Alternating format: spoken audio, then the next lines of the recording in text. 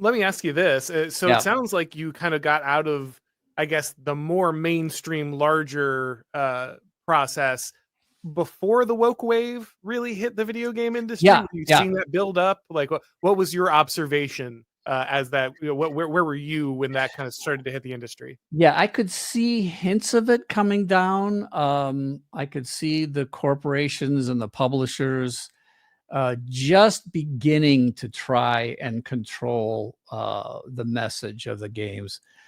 Right around the time I was fired, that wasn't why I was fired, but I could see that this was the way things were probably going to go. I was happy to then be back with a partner, and we had 30 35 people in the studio that we hired, and we were the ones in control of things, and we were not worried about wokeness. But we saw the mainstream start to move down that path, and it was like, oh yeah, I'm glad I'm not there. That was it. I was just like really glad we didn't have to be influenced by that. We even caught some pretty heavy backlash just because we were doing this game called 6 Days in Fallujah. It was a game that initially the concept for the game goes back to a different developer back in the mid 2000s, where they thought they could do this game, 2008, 2009, someplace in there. And the backlash was from the right.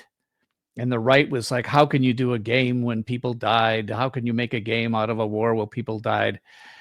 And so it was sort of shut down because the Japanese publisher didn't want to piss off all the American conservatives.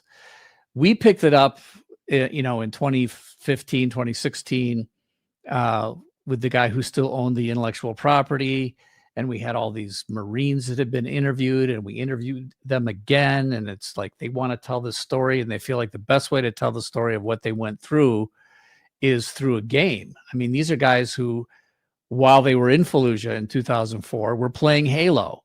So like, it's like we came full circle. They were now saying, we want to tell this story, but use a game to help express what it was like. And we thought, okay, can we really do a serious non-gamey approach to what war is like? So we were taking it very seriously. Like, if you can do a documentary about a war, if you can do a book about a war, if you can do a movie about a war, you should be able to do a game about a war. And instead of getting pushback from the right, now we got pushback from the left. The left went nuts. Like, you are, this is war crimes and white phosphorus, and, Bush lied and people died. The left went crazy. Like, we're going to boycott this game because you're glamorizing the war in Iraq. And of course, we weren't glamorizing the war in Iraq. We were actually just showing, with real interviews, Iraqi people, Marines who were there, politicians. We interview everybody, and then we recreate what it was like to actually be on the ground in Fallujah for both the civilians that were there and the soldiers who were there. So we thought it was just really weird. We got this sort of public flogging because we were doing a game about Iraq, and you're not supposed to do that. And that's another moment where I thought, oh wow, this industry has really changed. And sure enough, COVID hit, and I swear that the game industry just went high octane woke, and now they're paying the price for it. It's people are not buying those games. The people who thought that was the way to make games to appeal to the woke crowd are paying a pretty heavy price.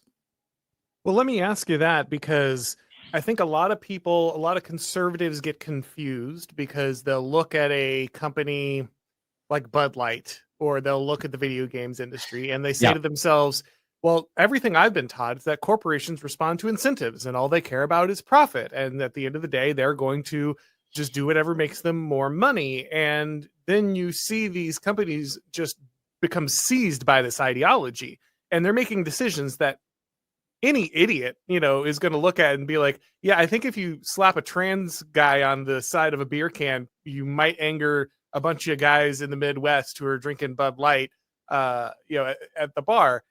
But for some reason, they just continuously do this. And I wanted to ask you, as someone who is familiar more with that, inside the industry, were these choices being made because people truly thought that this was the future of profits, or was this an ideology that had been carried into the industry and these people were just going to do this because they were true believers no matter what?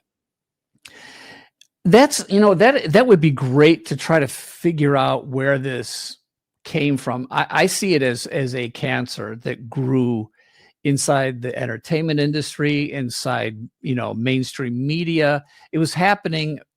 I honestly believe it is the logical result of what happened to higher education, going back 80 years, maybe even a full century.